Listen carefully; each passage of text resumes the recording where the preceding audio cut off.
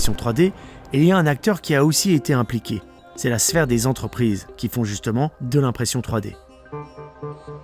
Est-ce qu'elles ont été approchées pour imprimer des armes et est-ce qu'elles sont inquiètes pour leur domaine? Derrière moi, c'est là où il y a la ferme de fabrication, où il y a à peu près 300 machines qui vont fabriquer une trentaine de milliers de pièces mensuellement. On a des machines automatisées, des machines plus manuelles, pour faire plein de types de pièces en plastique.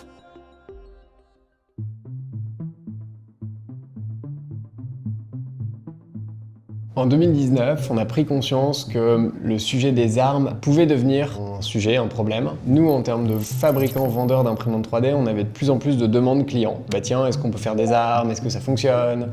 Est-ce que c'est dangereux? Etc. On a décidé de faire une grande campagne d'information, d'attention, qu'on a appelée les armes inoffensives, pour expliquer aux gens que l'impression 3D, c'était extraordinaire et ça permettait de faire plein de belles choses. Tout comme un couteau pour cuisiner, ça permet de faire des choses excellentes, mais ça peut aussi être dangereux. Et donc dans ce cadre-là, on a travaillé des fichiers d'armes, compris le fonctionnement, etc.